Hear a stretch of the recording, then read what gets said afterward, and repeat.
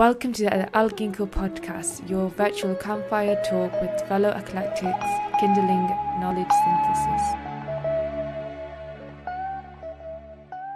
Assalamu alaikum. Alaikum salam, sir. Can you hear me okay? Yes, and you? Very good on this end. Very good.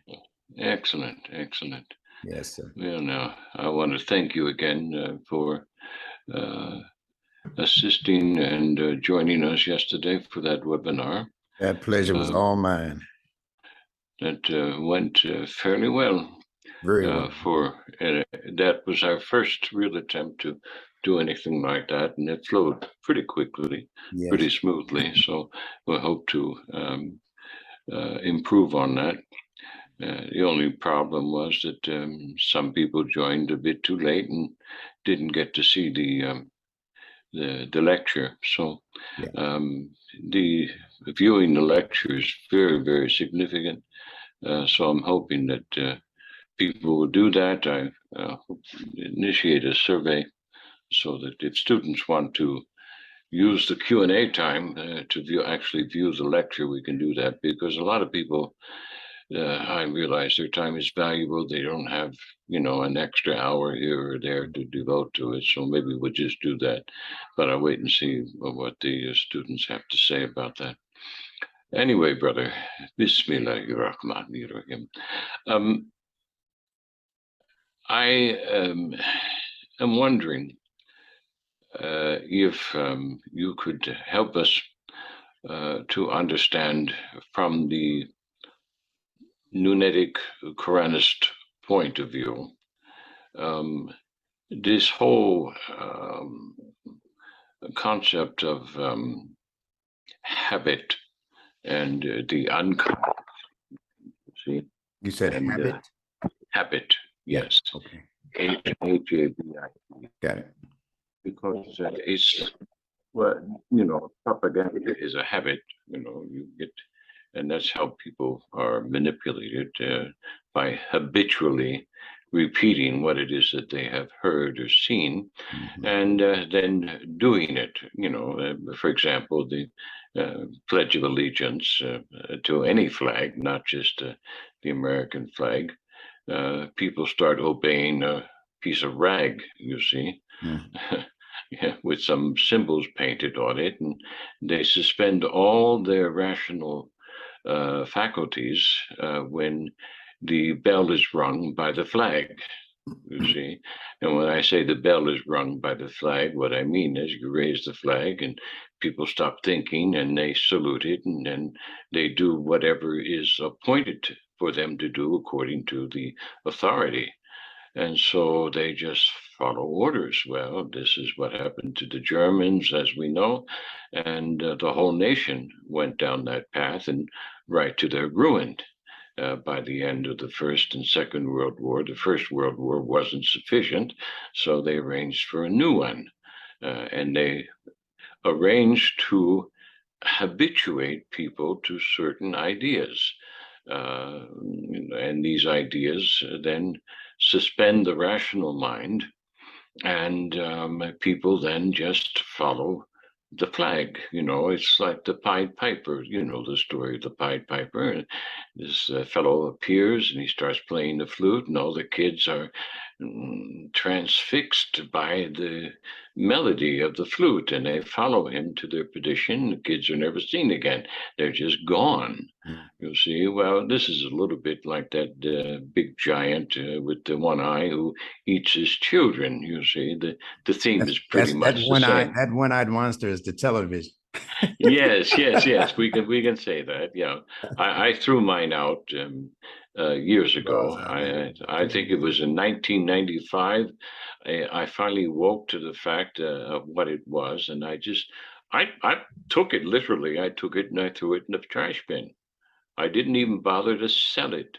I was so horrified by what this instrument really was, that and it's not just the programming, it's the actual radiation from the tube itself that emits certain vibrations that mesmerize. you see, and people don't understand this. Well, the same thing's happening now with, the 4 and the 5G radiations from all these radio towers that we've got up there. And, we have to live with it, but I think we need to realize what's taking place. And I'm sure that the Quran addresses this, and I'm sure that you've given some thought to this from the Nunetic point of view. What separates the cerebral pudding from the limbic brain and the basal brain, the animal consciousness that coordinates, regulates our sleeping and awakening concept, that big brain stem at the top of the spinal cord, you see, that sticks right into the middle. It's topped by this midbrain, where all these emotions and memories are sort of floating about, or they're processed one way or the other, and they never quite make it to the cerebral pudding if we don't learn to habituate ourselves to tafakkur. You see, this thing that we call, some people say, well, meditation, other people say, well, contemplation, this sort of thing. So the thing that troubles me is that people mix their religious ideations with the ability to think clearly, and then everything gets muddled. And I think this is the dark end of the sea that is at the western sunset, you see, are recorded in Al Quran about this trip. So we go from the rising sun, where things are pretty clean and pristine in the morning, and by the end of the day, everything's kind of muddled up, and all we want to do is lie down and get away, you see. Well, that is a daily habit, you see, that is built into the universal cycle. And so why are we getting away? And I'm suspecting that we're anxious to get away, when not just anxious, we're too tired to continue. See, so we got to fall flat on our back and go and be renewed, you see, in this world of dreaming, you see, as the Aboriginals like to say. And then you've got this new movie called Avatar, and they got the Aboriginals there calling their cyborgs dreamwalkers. Yeah. Now, I think that's an interesting approach, but we're escaping, you see. Allah subhanahu wa ta'ala has built into us this escape mechanism on a daily basis. And what is it? Well, simply speaking, we're practicing for death, aren't we? We kind of die every night. Then we don't know if we're going to wake up in the morning. So that's kind of a miracle. So we wake up and most of us just take it for granted. First thing we do is reach for the coffee instead of saying, Alhamdulillah, I'm breathing again, you see, and where am I? I'm back on the earth. Well, where was I? I don't remember. Why don't I remember? Well, I don't know. It's not really important anyway. Give me my coffee. I gotta go catch the bus and get to the office. And so we go on about our business, and we take these things kind of for granted, you see, the fact that we're able to breathe in and out, and our heartbeat is, following its patterning that's in the basal stem there. And all these things are just, hey, I'm a human. Well, why are you a human? Then we entertain things like capital punishment and say, we overstepped the bounds, and say, I'm going to kill that guy because he doesn't agree with me. I'm a Sunni, he's a Shiite, he deserves to die. Well, who said so? Is that in the Quran? Good question. Is that part of our guidance? You see, so somewhere along the way, dear brother, somebody put these patterns of thought into the subconscious mind. And automatically, when we see their flag, it's not the same as our flag. And I salute our flag. You see, I follow our flag. His flag is obviously of the enemy. He's obviously a child of Satan, irregardless of the fact that he's breathing in and out just like I am, you see. So all of that rational thinking goes out the window and we're ready to cut the guy's throat just because he doesn't think or salute the same flag as we do.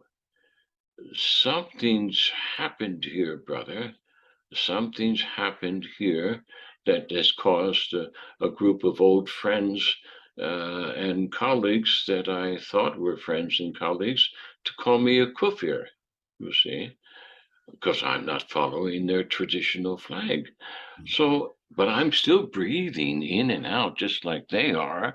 And, but I'm doing something different. I have, oh my God, what have I done?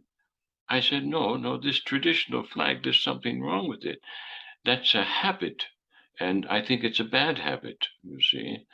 Well, it may not be all that bad, but it's not a truthful habit, one that leads to the truth and to making the correct decisions based on clear discernment, as we've discussed in the past of these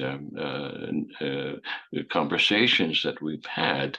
So I would like to know, instructor Bilal, what it is that the Quran offers us and what does Nunetics offer us in the realm of understanding habit and why it's so important so that we don't become emotionally enmeshed with these subconscious impressions of things and ideas which are subject to misguidance, you see.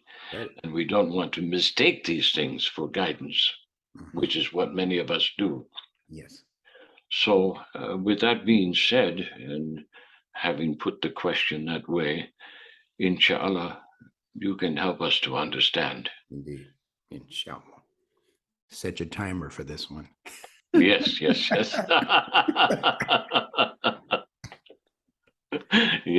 So I begin also with Bismillah ar-Rahman ar-Rahim,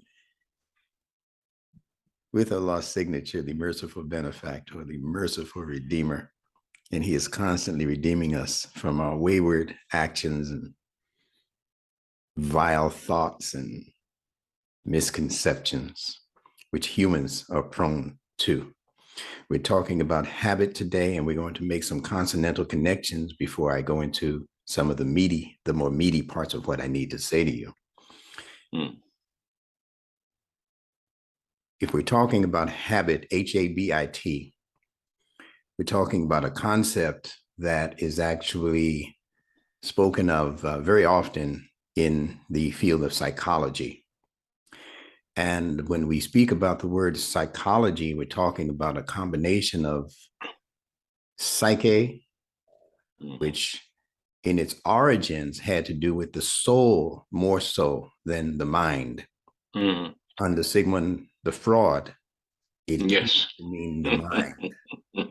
But under the people that he got it from, which were the ancient Egyptians, they saw the psyche as the soul, and the Greeks translated it thus. Sigmund Freud put more emphasis on the mental or the mind, and I believe it's because he had no clue what the soul was.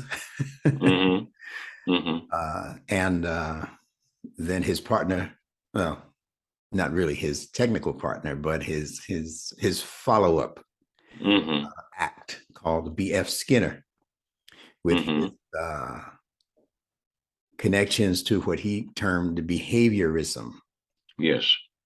He took it from the study of the mind to become the study of behavior. It went from the study of the soul, which in the Quran is called the nafs, N-A-F-S, and Sigmund took it to the study of the mind, and then B.F. Skinner took it to the study of the behavior, and then there were others who came after that who made their contributions. We want to look at that word behavior because that's the last step in the process of their development, the Western development of psychology. And it speaks most effectively to the subject at hand, which is habit. The word behavior and the word habit are actually related linguistically, because the word have, H-A-V-E, is also related to the word habit, H-A-B-I-T, with the B and the V being interchangeable. So then what is your behavior? Your behavior is that which you have. Yes. And you have those things which you desire. See, if you don't desire it, you don't want it.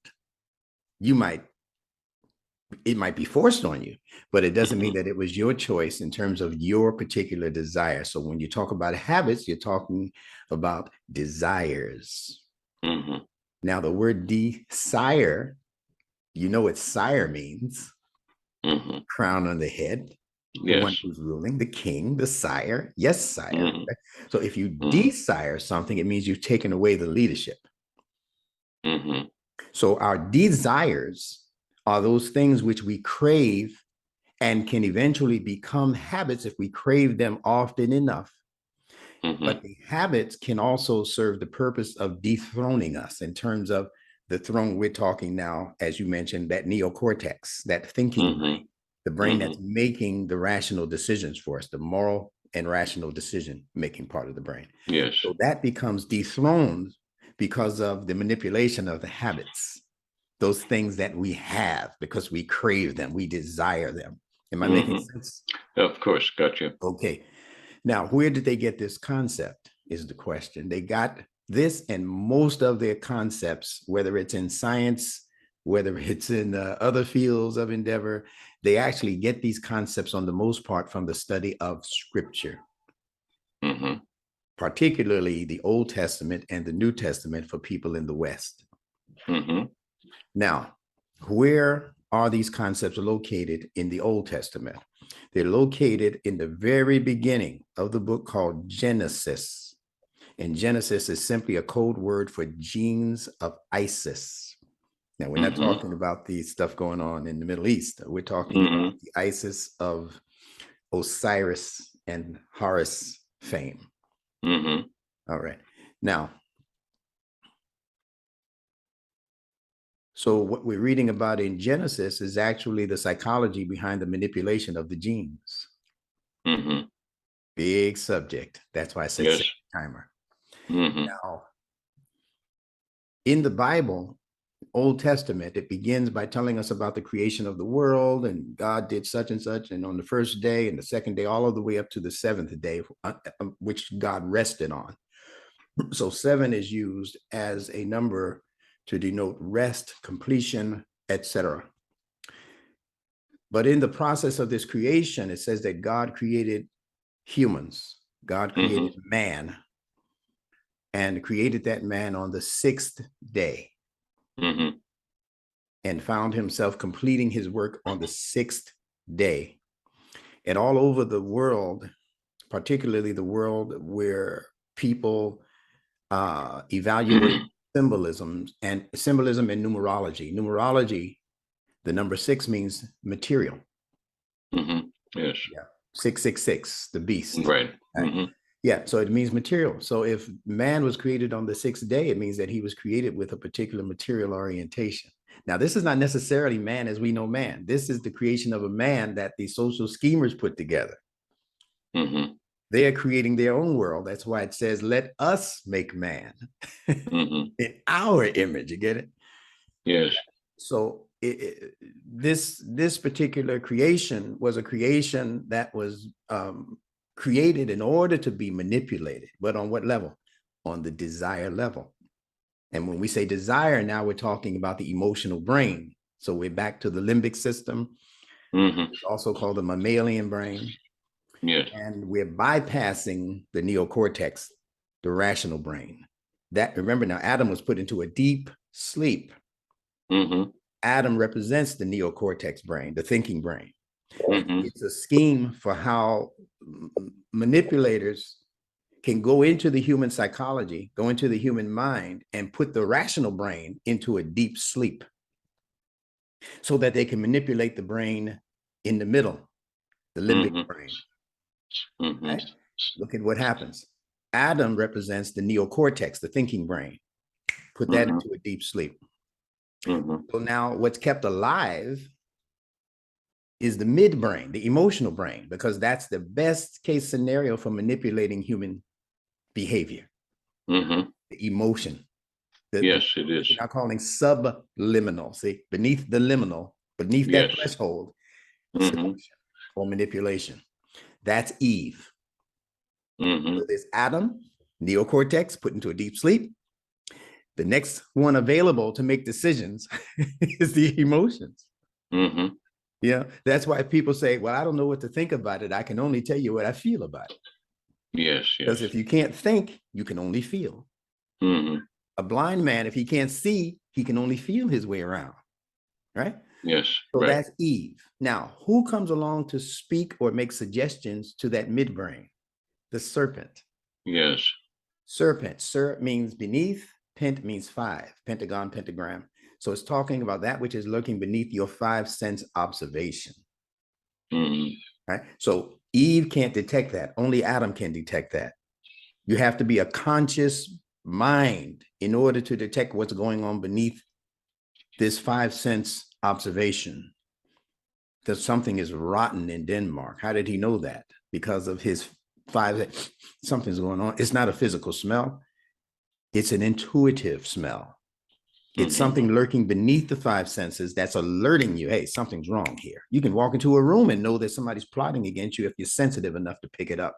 Yes, of course. Now, the serpent represents that ganglia that you were talking about that's connected to the spinal cord, that reptilian brain, they call it. Yes. The R complex, they also call it. That's the serpent. If you take that part of the brain out, the lower stem, connected to that bottom brain, and you stand it up next to a serpent who's standing on his tail, it looks exactly the same. Yes, of course. That's the serpent of Genesis.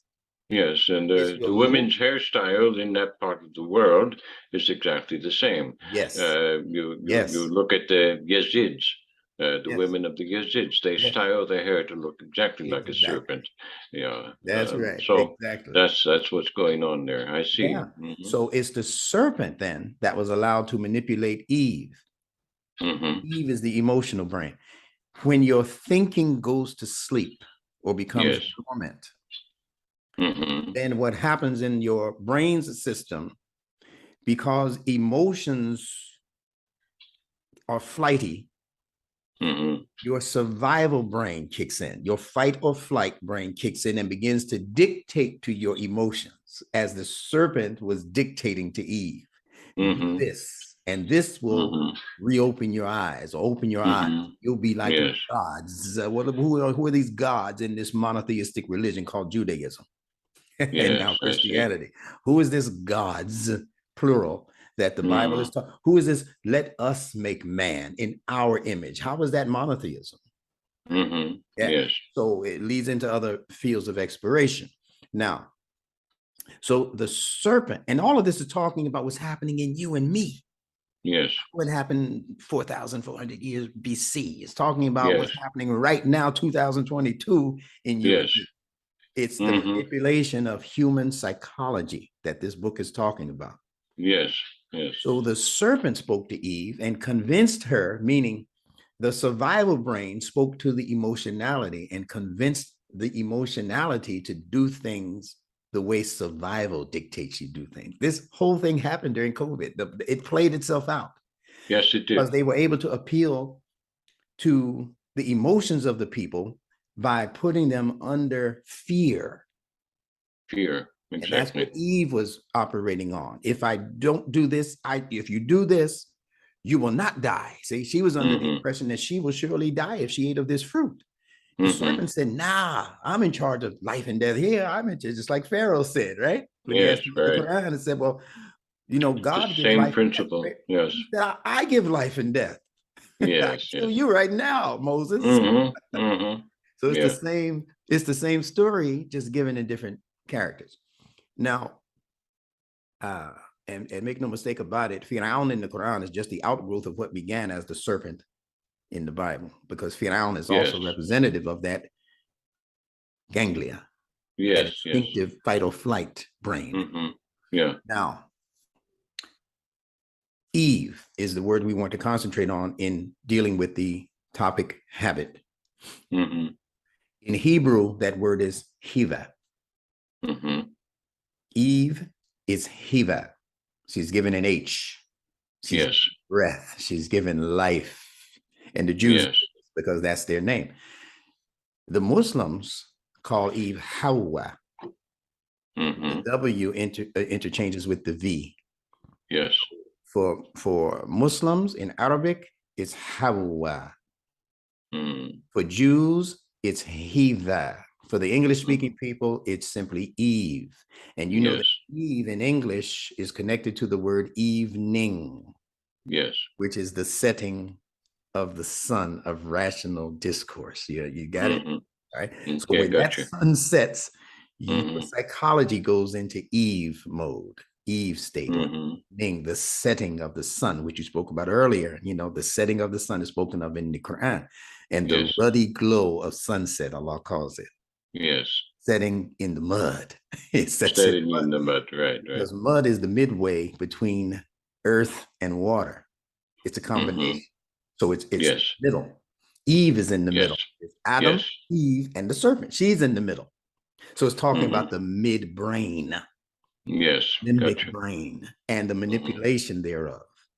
Mm-hmm. Now, Eve gave birth to, pardon me, not Eve, but the Hebrew word Hiva gave birth to the word habit.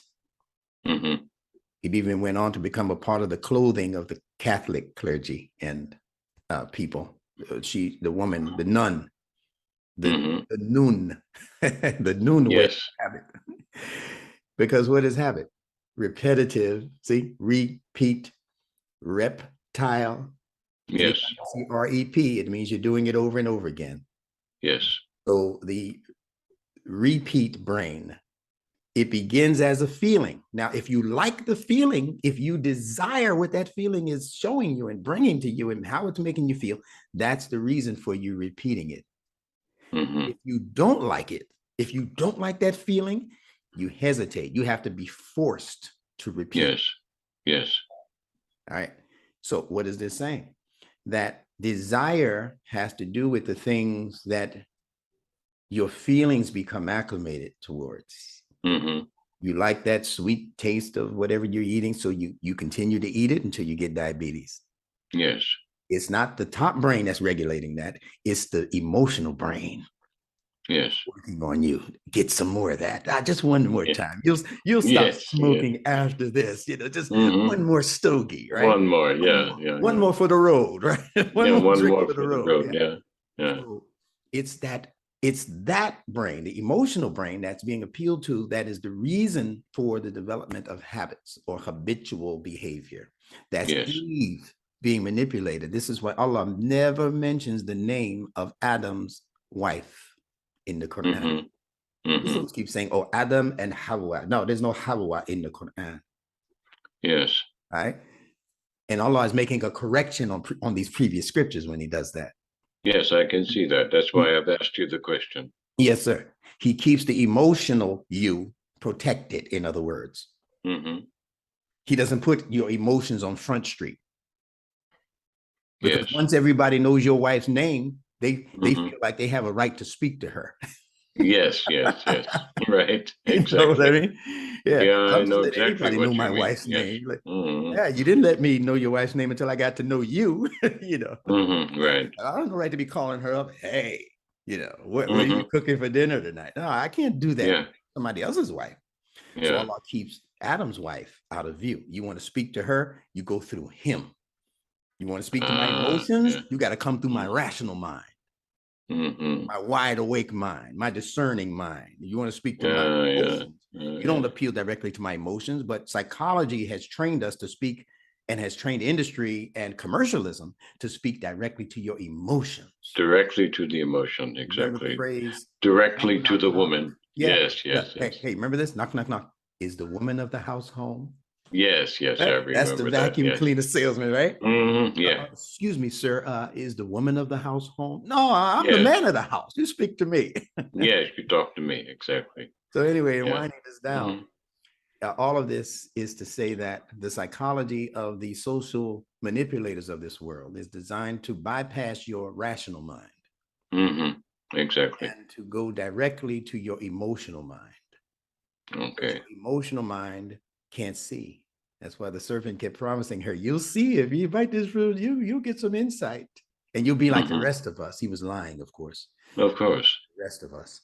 So she bit, and she encouraged her sleepy-headed husband to bite also, to eat also. And it was from there that they began to die, but not physically. They began to die as spiritually qualified thinkers in the world. Yes. And it's the same psychology that's being used on the world as we speak. Yes, it is. Yeah. So I'm going to stop there, and I'm going to let you contribute. Well, I think it's very important to separate these concepts from the actual gender, okay? Because absolutely each gender, there are a lot of people listening to us, and they'll get confused. Well, do you hear what he just called a woman? And no, that's not what we're talking about. We're talking about principles here. That are in every human being. Yes, Adam, Eve, and the serpent are in every human being, male and exactly, female. Exactly. Right, correct. Exactly. So it's important because each of these, each gender and each thing that's represented here, Adam, Eve, and the serpent, have an office, and that office has a responsibility. You see, whether you want to accept it or not, there's a responsibility here, and if the man is not protecting his household from the feminine proclivities, and if the woman is not protecting her husband, you see, from his irrational proclivities, then the serpent has every right to step in and sort of fill that void.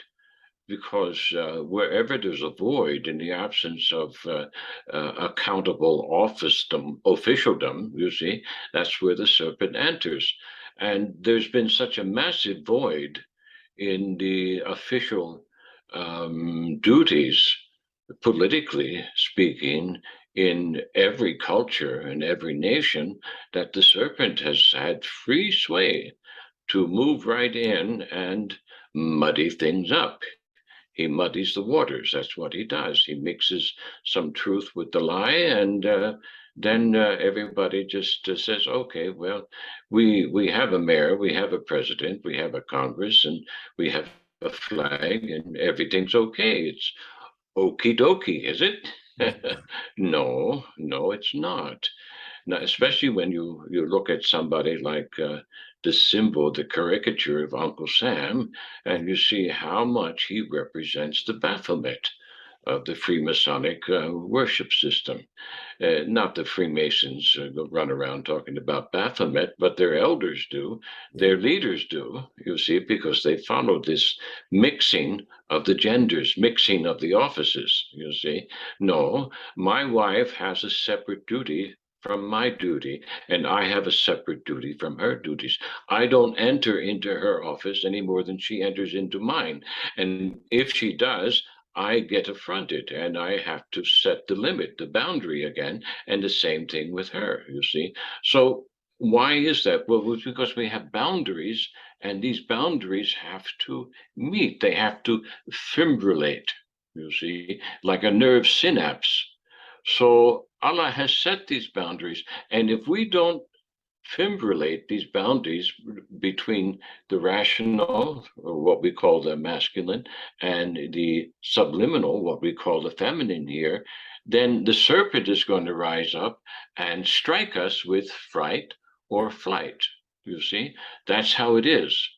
And if we subject ourselves to fight and flight, then we become murderers.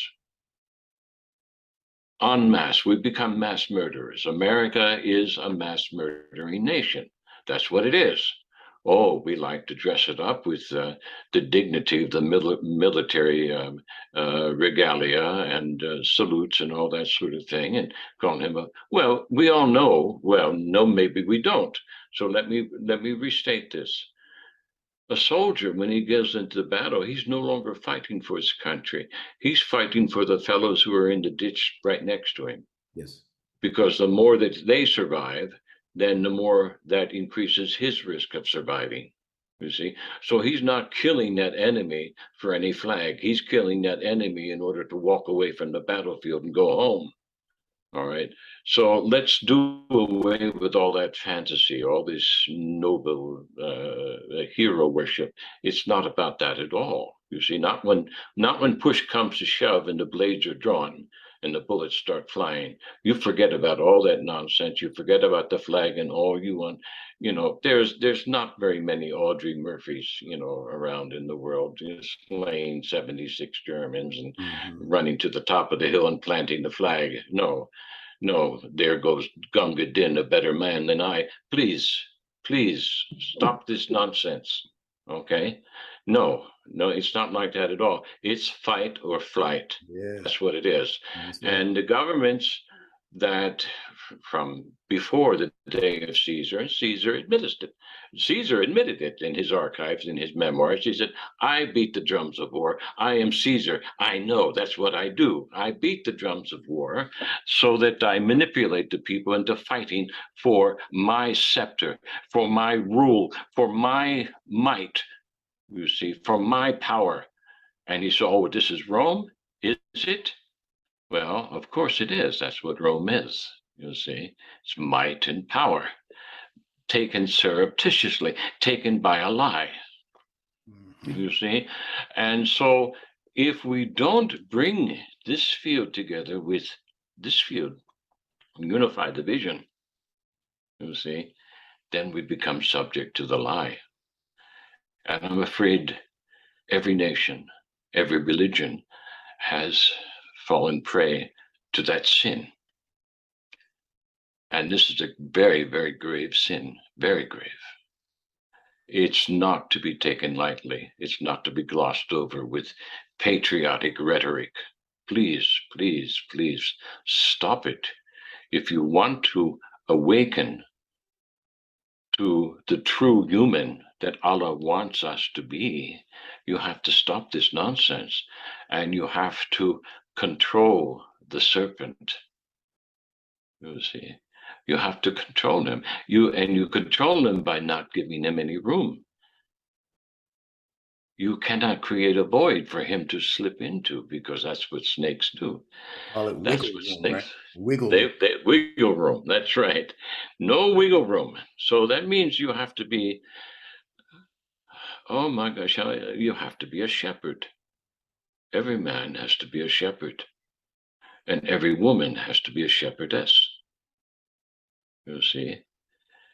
You'll see. You have the same idea. Yeah, it's a yes. Go ahead. The shepherd holds a staff. Yes, there we go. And it's called the shepherd's goad. And it's used to make sure that the sheep, in this case, travel in the right direction. There you go. So the shepherd will use the hook end in his hand and the straight end to point the direction for the sheep. And if the sheep is going astray, then he'll put the straight end in his hand, and he'll use the hook to hook the sheep around the neck. Yes. In order to bring it away from danger. So that hook is the same as the serpent.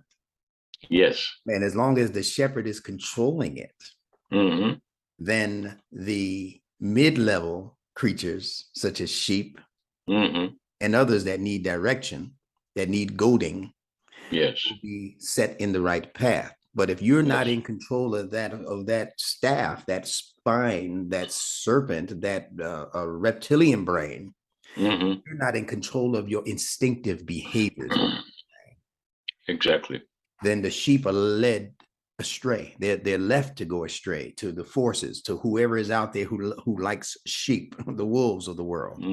Yes. So you're right in using the shepherd or the sheep herder as the go-to symbol for how the thinking brain take control of the instinctive drives in order to lead the emotions in the right direction.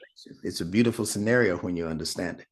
Yes, it is. And that gives us a different perspective on the confrontation between Musa and the Pharaoh's magicians, you see. So I think that this is a wonderful imagination that helps us to put things into the proper perspective so that we can counteract the propaganda. Those of us who choose to awaken to the responsibility, to the office, you see. And now, how do we fit what is feminine into this staff business, you see? How do we fit the shepherd and the shepherdess here, you see, into the dominion over the serpent? It's an understanding that whether the gender be male or female, each of these genders engenders both aspects. So although I be a male gender-wise, I still have a thinking brain, an Adam. I still have an emotionality that's feminine. Yes, right. And I still have a serpent brain. And those of people like yourself who delve more deeply into biblical mysticism and symbolism know that the serpent is actually male and female. Yes. In fact, you can see some of the artwork where the serpent, like the Baphomet, is given breast. Yes. Itself around the tree. So we gliss over these things or we bypass these things because this information is not introduced to us by the priests and the rabbis and even the imams of this world who know this information. They study more deeply than the average one of us, but they don't share the wisdom of what they're learning with us because they'd like to keep us as their sheep. Well, it seems that way to a large extent, but I think there's a number. I've had discussions with Muslim imams and Christian ministers, and I found that many of them are not aware of these matters because in their own education, these matters are glossed over. As they go to get their certifications, they are subject to rituals, the repetition of mantras, in their education and in their religious duties that bypass all of these things. And so they become, to a certain extent, conditioned, if you will. And then they no longer consider these things. They're in the same boat with the rest of us as what they call, what the ones on top call sheeple. So I'm not saying that because you wear the title rabbi or imam or this is talking about you. You're in the same boat if they're listening. I'm sure some of them are. You're in the same boat with all the rest of us. Yes. When we're talking about the hierarchy of this world that sits behind closed doors, behind the curtain, like the Wizard of Oz, the great Wizard of Oz. They are aware of these matters. Yes. The ones who are absolutely aware. And we're talking now, what percentage of leadership? It's not, we're talking 0.1 to 0.1 to 0.1%, you know. It can't be evaluated on that level. But we do know that there are some people who are, or at least see themselves as being in charge of the rest of the world and what happens to the rest of the world. We do know that. Whatever percentage it exists. And those are the priesthoods that the Quran is speaking to. It's not speaking to Rabbi Joshua.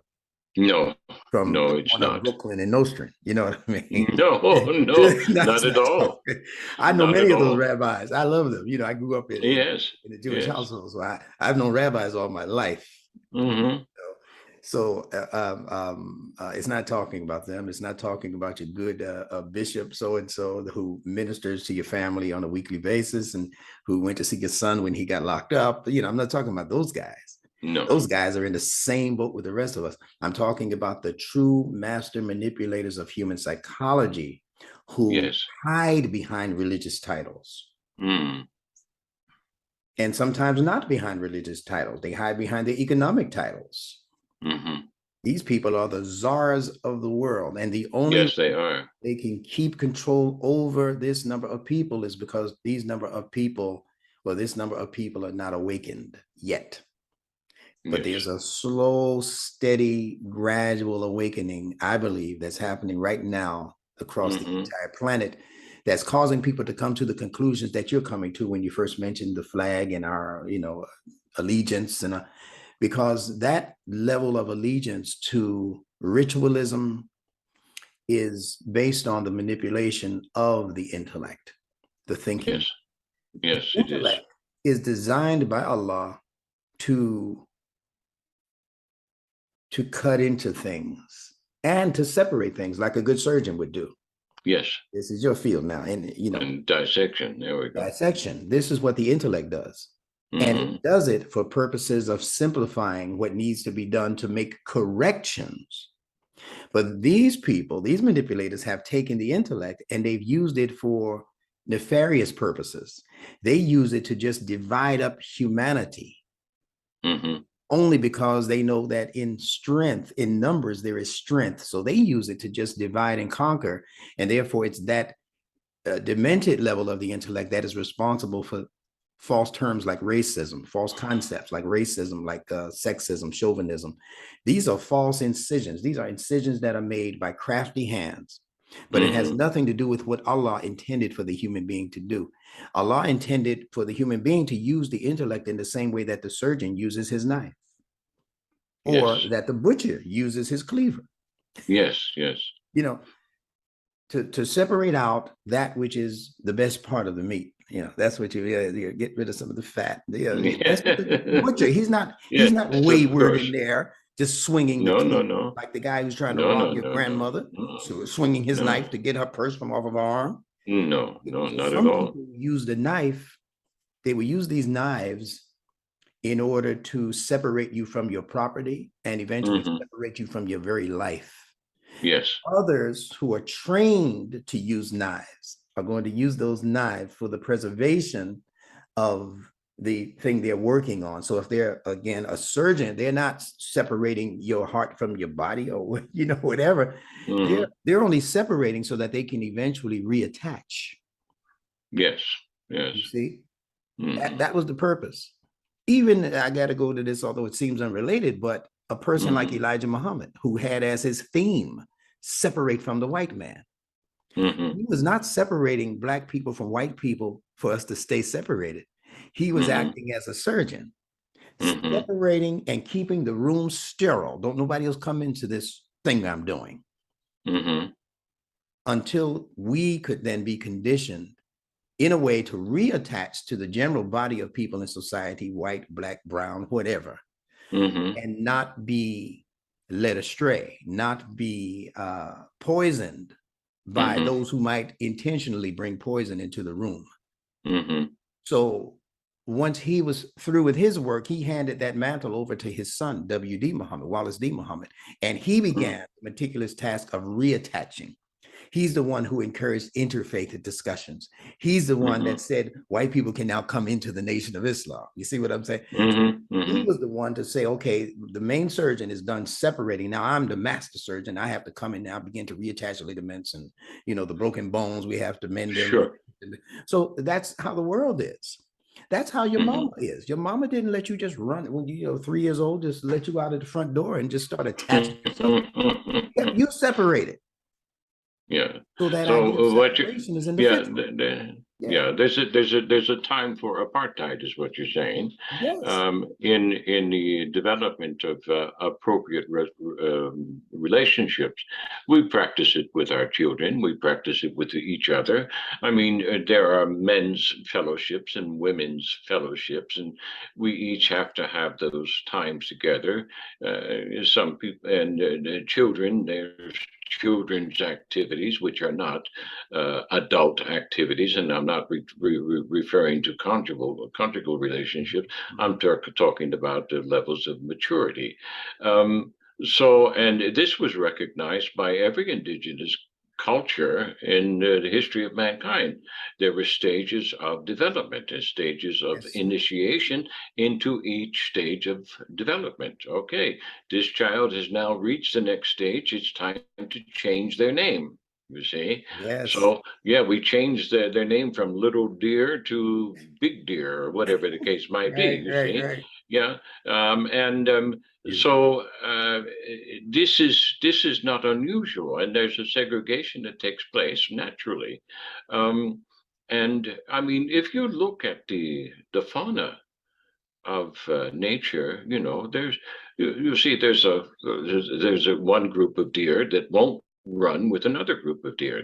They're different. They keep an apartheid.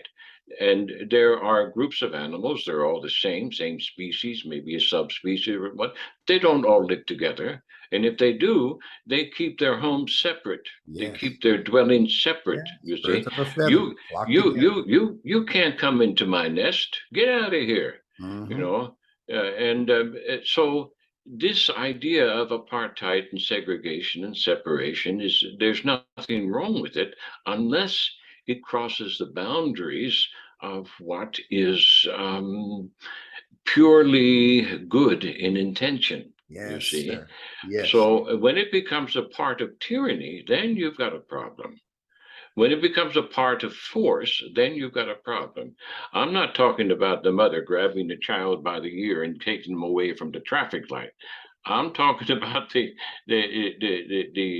mother who takes her child and say no, or the father who takes her child and say, who takes his 10-year-old son and say, in 4 years, that's where we're going, not now. Right. Okay.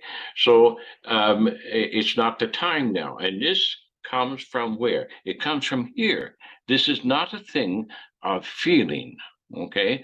The kid's still involved with the feeling. Oh, I want to do that. I want to drive the car that I want to do this. You're not ready yet, son. You're not ready yet. It's the same with any kind of initiation into any of the crafts. You're not a master yet. I have people coming to me all the time, you know, they're 40, 50 years my junior, and they think they want to teach me something, you see. And I have to be sort of patient with them, but on occasion they become really overbearing, you see. And especially people who don't want to contribute anything to whatever efforts I'm trying to make. They just want to impose themselves. So they become like little tyrants.